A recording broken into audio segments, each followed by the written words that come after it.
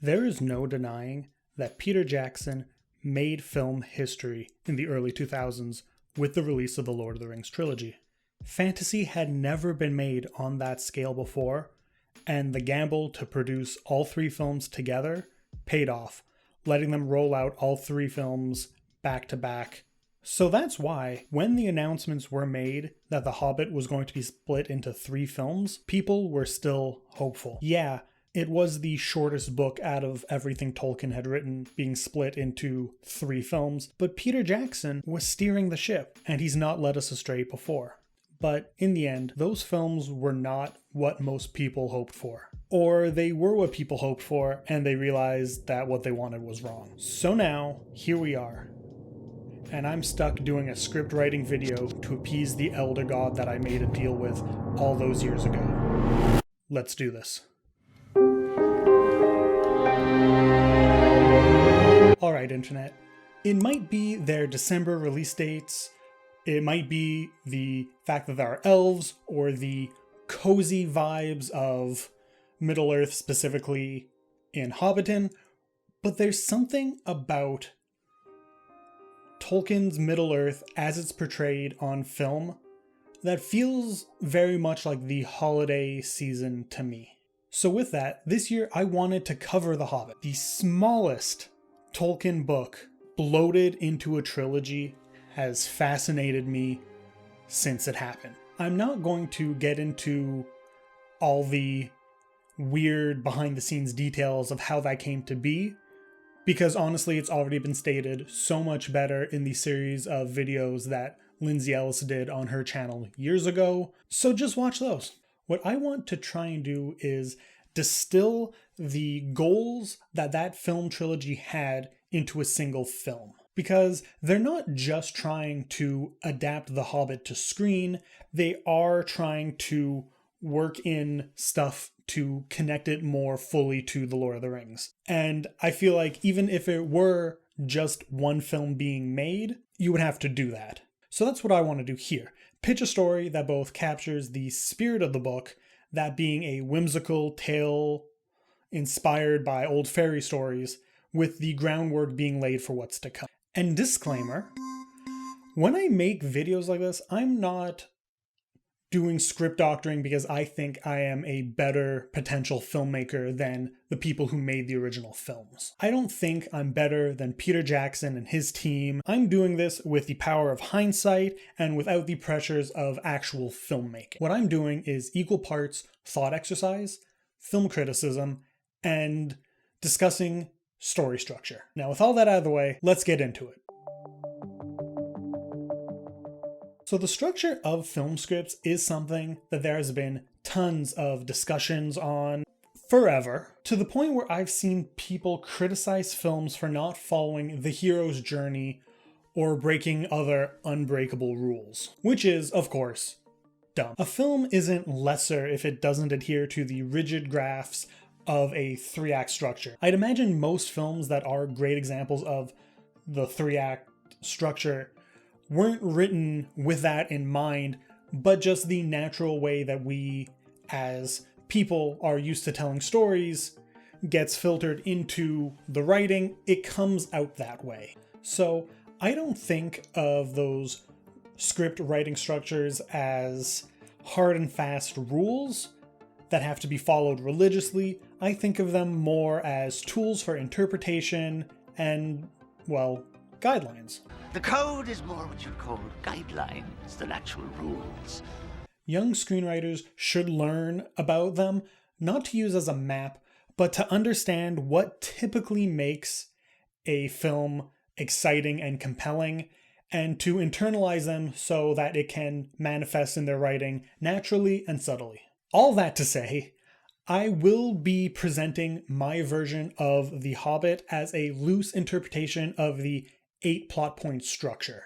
And I'm doing so because I think that fits the spirit of the book. The Hobbit has many small scenes and sequences built into a larger story. It works as chapters you can read 1 or 2 a night to your kids before bed. Side note, discussing a piece of media or fiction as for kids is not a negative term, but we're not going to get into that here.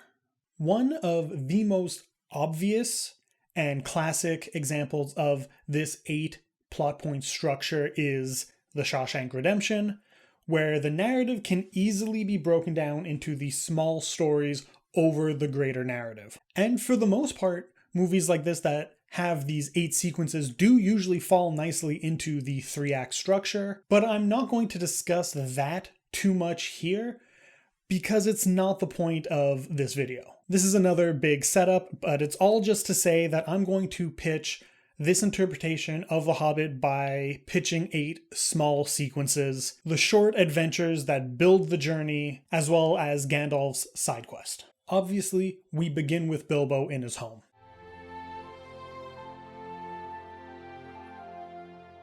I personally would cut the prologue stuff with Frodo because as nice as it is to see Elijah Wood back in the role that made him famous, it's kind of just padding, and that kind of stuff is fine if you're making 3 bloated films, but it's not needed here. We will still get that warm, fuzzy nostalgia seeing Hobbiton again, hearing familiar music and all that, and we can just drive right into Bilbo's story. I'd keep it pretty much as is with the meeting of the dwarves, Bilbo's reluctance, and his eventual joining of the party. It's pretty simple and is the foundation of the story.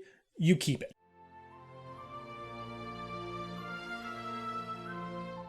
Again, this section is going to be played pretty straight.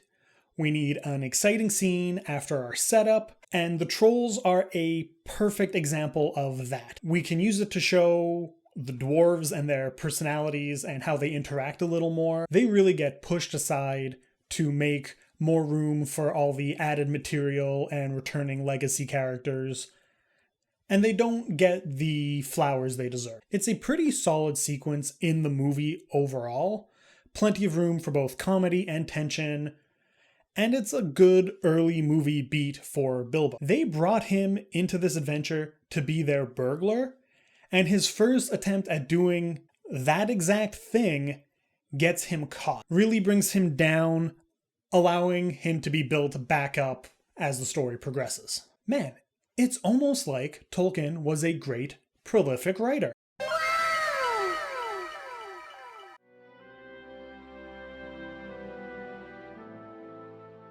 After this, much like in the book, Gandalf brings the party to Rivendell, but it's also our first real point of deviation, because here's where I want to start trying to tie the film into the trilogy. Did you forget we were doing that? It's one of the mandates I assume we're getting from the studio. Gandalf and Elrond will have a conversation about there being whispers of something dark brewing. Gandalf will have to look into this, separating from the party.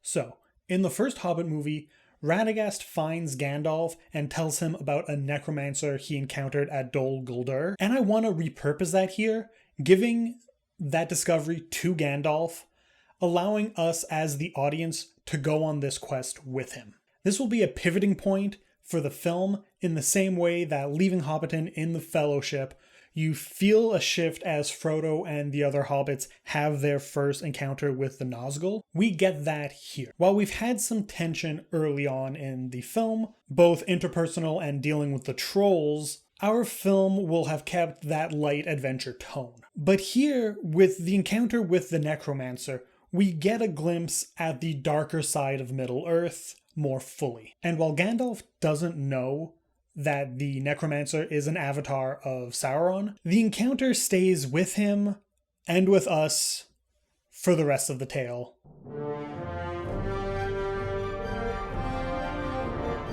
When Bilbo and the dwarves leave Rivendell, they're worried about what will happen next to them without Gandalf by their side. We go through a version of the sequence where the party is being captured by goblins, but without Gandalf being there to rescue them, they need to solve the situation by themselves. This is another opportunity to really let the dwarves shine, something that, as I said before, was not showcased well enough in the trilogy as a whole. Specifically, I want this moment to be the opportunity to really let Thorin shine. His leadership is really what rallies them to work together and escape. This sequence will also build tension between Thorin and Bilbo, or build more tension, let's say, because of the fact that Bilbo wasn't with them for this.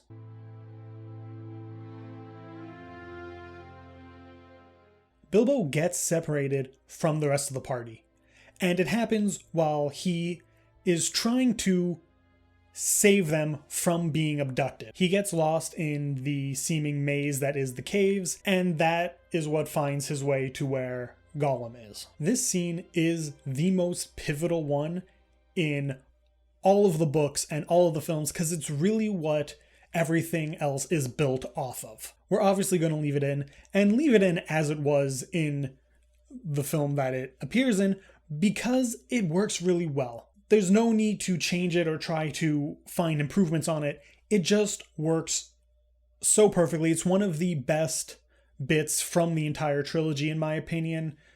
And if it ain't broke, don't fix it, right? Right?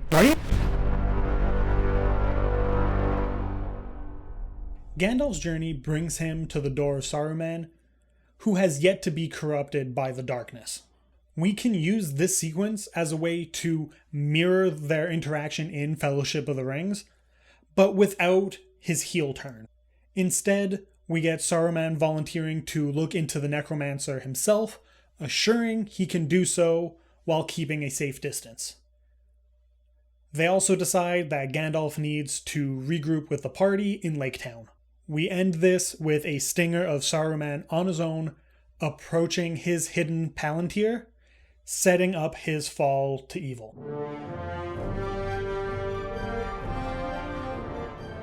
Our heroes converge in Lake Town, where they meet Bard the Bowman, setting him up for the climax. And that's one thing that I remember appreciating about the trilogy when I was watching it in theaters, is the fact that they gave him more of a character than I remember from when I read the books. That being said, I also read the Hobbit when I was much younger, so don't quote me on that. The party journey into Smaug's lair for their final confrontation, driving him out of the mountain and allowing him to be slain. While doing so, Bilbo finally proves himself to Thorin, completing their interpersonal arc. Also, I am skipping over the Battle of the Five Armies entirely.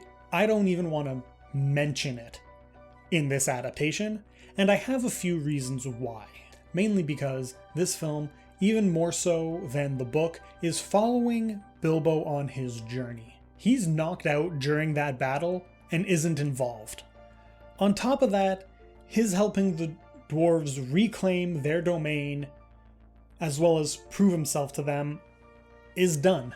That's the story, that's the arc. To jump into a huge battle consisting mostly of players we haven't seen prior to this is kind of a weird move. The trilogy adaptation at least tried to deal with that. They do dedicate a decent amount of their runtime to this orc that acts as Thorin's nemesis, as well as many of the elves. But in this tighter, more streamlined version, dropping the battle feels like a good move for pacing because it just feels superfluous. I find it to be a good drop in the same way that in Return of the King, they dropped the part where the hobbits return home and they have to fight Saruman out of Hobbiton because he's taken it over.